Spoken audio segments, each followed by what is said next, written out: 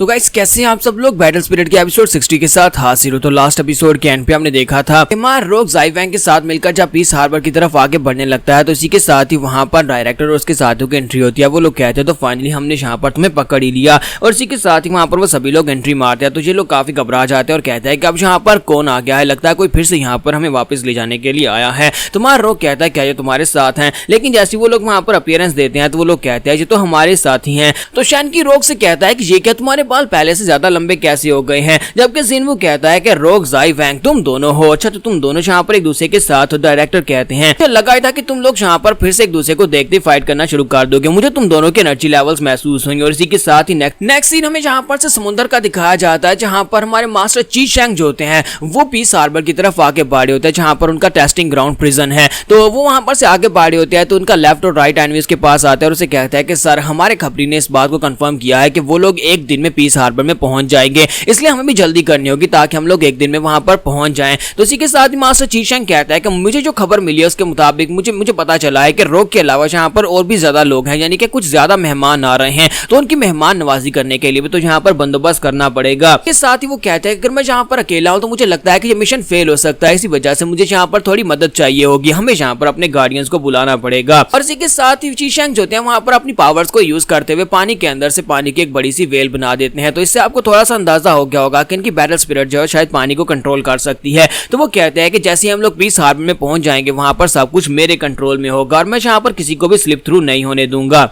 तो इसी के साथ ही हमारे रॉक की टीम जो होती है फिर से वहां पर पीस हार्बर की तरफ आगे बढ़ना स्टार्ट करती है, और इसी के साथ ही उसके साथी जो होते हैं वो भी उसके साथ ही चल पड़ते हैं। और रास्ते में जाते हुए हमारा जिनवू जो होता है उसकी पूरी बॉडी को पूरी तरह से चेक कर रहा होता है। वो उसे कहता है कि तुम्हारे बाल इतने ज्यादा लंबे क्यों हो गए और तुमने ये बाल कब इतने लंबे किए। तुम्हारा रॉक उसे कहता है कि फाइटिंग के दौरान अपने आप मेरे बाल लंबे हो गए थे। फिर साथ ही वो उसे कहता है कि तुम्हारे कपड़े काफी ज्यादा कूल लग रहे हैं, क्या तुम मुझे ये पहनने दोगे। तुम्हारा रॉक कहता है नहीं मैं तुम्हें नहीं दूंगा। डायरेक्टर पीछे से आते हैं और उसके सर में थप्पड़ मारते हैं और कहते हैं बेवकूफ कहीं कि तुम यहाँ पर इसे तंग क्यों कर रहे हो। और साथ ही रोग से पूछता है कि रोग बताओ क्या तुम इस वक्त एडवांस लेवल पर पहुंच चुके हो। तो वो कहता है कि नहीं मैं अभी तक एडवांस लेवल पर नहीं पहुंचा, मैं अभी तक मिड लेवल पर ही हूं। डायरेक्टर उसकी बात सुनने के बाद कहते हैं इसका मतलब यह है कि इस वक्त लोकी कॉलेज की टीम में तुम सबसे ज्यादा स्ट्रॉन्गेस्ट हो, क्योंकि तुम मिड लेवल में भी इन सभी लोगों से ज्यादा स्ट्रॉन्गेस्ट हो। तो ये बात सुनने के बाद शैनकी और बाकी के सभी लोग जो होते हैं वो काफी हैरान होते हैं कि क्या ये वाकई में यहाँ पर हम सभी में से सबसे ज्यादा स्ट्रॉन्गेस्ट है। कि ज़ाई वैंग उन लोगों से कहता है कि सिर्फ और सिर्फ हमारे लोकी कॉलेज की टीम में सबसे ज्यादा स्ट्रॉन्गेस्ट नहीं है, बल्कि इस वक्त जितने भी लोग यहाँ पर मौजूद हैं उनमें से सिर्फ और सिर्फ मास्टर कू लाला यानी कि डायरेक्टर आपसे नीचे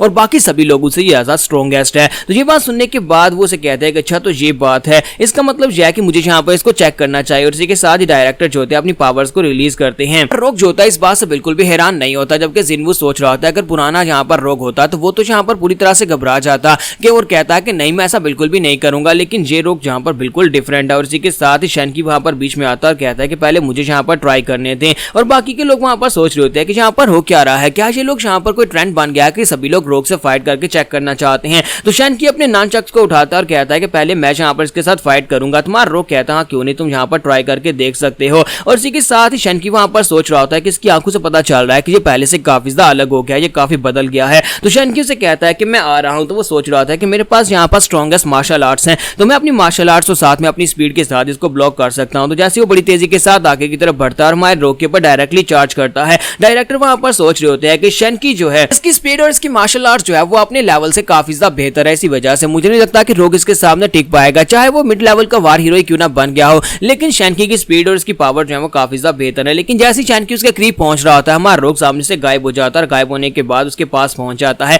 उसने अपनी पैरासिटिक स्टेज को भी एक्टिवेट कर लिया होता है और साथ ही वो अपने उसके हाथ से उसके नानचक्स को छीन लेता है और जाकर सीधा डायरेक्टर के गले के ऊपर उसके नानचक्स को रख लेता है और कहता है ज़ाई वैंग ने यहाँ पर बिल्कुल ठीक कहा था कि तुम में से कोई भी यहाँ पर मुझसे फाइट करके मुझसे जीत नहीं सकता। शैनकी वहां पर अपने हाथों की तरफ देख रहा था कि उसके पास तो उसके नानचक्स है ही नहीं, वो नानचक्स कहां पर चले गए। तो वो कहता है कि मेरे हाथ से इसने यहाँ पर मेरे पास से वेपन कब छीन लिया, इसका मतलब यह है कि ये वाकई में मिड लेवल पर नहीं है बल्कि ये एडवांस लेवल का वार हीरो बन चुका है। लेकिन इसका लेवल अभी तक एडवांस लेवल पर नहीं पहुंचा और बाकी के सभी लोगों को भी इस बात से काफी बड़ा झटका लगता है। तो डायरेक्टर उससे कहता है कि रोग प्लीज शांत हो जाओ, तुम्हें यहाँ पर हमसे फाइट करने की जरूरत नहीं है। तुम्हारा रोग उसे कहता है कि हाँ ये बात तो मैं भी जानता हूँ। इसके साथ ही डायरेक्टर उसे कहता है कि चलो आगे बढ़ते हैं और मैं तुम्हें रास्ते में सारी डिटेल्स बताता हूँ कि आज तुम्हें पीस हार्बर में क्यों बुलाया जा रहा है। जी शैंग ने तुम्हें पीस हार्बर पर क्यों बुलाया है। जी पीस हार्बर जो है वो एक लेबोरेटरी है, वो लेबोरेटरी काम और एक प्रिजन की तरह ज्यादा लगती है। वहां पर वो सारे के सारे नाजायज एक्सपेरिमेंट्स करते हैं, इसी वजह से तुम्हें वहां पर बुलाया जा रहा है। मुझे नहीं पता कि उसके वहां पर तुम्हें बुलाने का मकसद क्या है, वो शायद तुम्हारे पर कोई एक्सपेरिमेंट करना चाहता होगा। लिंगना उनसे कहते हैं कि ऐसी बात तो फिर मुझे जहां पर रो के साथ एक ही टीम में क्यों डाला गया। तो डायरेक्टर से कहते हैं कि फिलहाल के लिए हमें इसके बारे में तो कुछ भी नहीं पता कि उसका मकसद क्या है,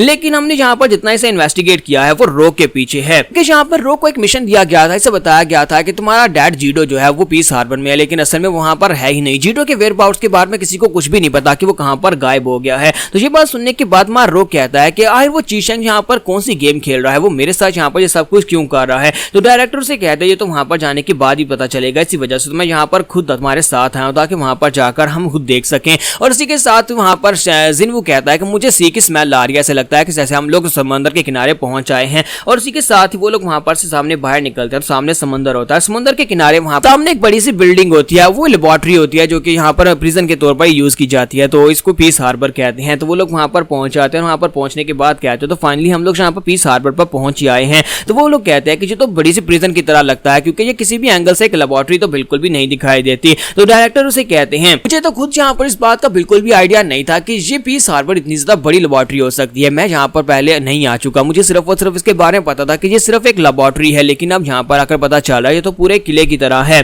तो जाओ पहुंच होती है, वो जाइवेंग से कहती है कि जंग मास्टर मुझे यहाँ पर कुछ काफी ज्यादा अजीब लग रहा है। तो जाइवेंग उसे कहता है कि हाँ मुझे भी यहाँ पर कुछ अजीब लग रहा है, मुझे लगता है कि यहाँ पर किसी ना किसी को तो होना चाहिए था हमें वेलकम करने के लिए। डायरेक्टर उसे कहता है कि तुम सभी लोग ऑन गार्ड रहना, मुझे लगता है कि ये कोई ट्रैप हो सकता है, कोई ना कोई तो यहाँ पर जरूर होगा जो हमें ट्रैप करना चाहता होगा। और इसी के साथ वो रोक से कहता है कि रोक क्या चल रहा है, तुम वहां पर क्यों खड़े हो। तो वो कहता है कि मैं यहाँ पर इसलिए खड़ा हूँ क्योंकि मुझे जगह काफी ज्यादा जानी पहचानी लग रही है, ऐसे लगता है कि जैसे मैं इस जगह को पहले भी देख चुका हूँ। और इसी के साथ ही उसे शायद से चीशेंग की आवाज आती है। चीशेंग वहीं पर बोल्डर के ऊपर खड़ा होता है, वो उनसे कहता है कि हाँ तुम्हें ये जानी पहचानी तो लगेगी। और ये बात सुनते ही वो सभी लोग जल्दी से अपनी अपनी बैटल पावर को रिलीज करते हैं और कहते हैं कि लगता है कि चीशेंग और उसके साथी यहाँ पर आ गए, सभी लोग फाइटिंग मोड में आ जाओ। सभी लोग वहां पर फाइटिंग मोड में आ जाते हैं और वहां पर साइड के ऊपर पत्थर के ऊपर देखते हैं तो वहां पर चीशेंग बैठा होता है। तो वो उसे कहता है कि तुम इस जगह को कैसे नहीं पहचानोगे, क्योंकि यही तो तुम्हारी बर्थ प्लेस है, रोग तुम यहीं पर तो पैदा हुए थे। तो डायरेक्टर भी जल्दी से अपनी वार स्पिरिट को रिलीज करते हैं और अपनी पैरासिटिक स्टेज में आ जाते हैं और उसे कहते हैं तो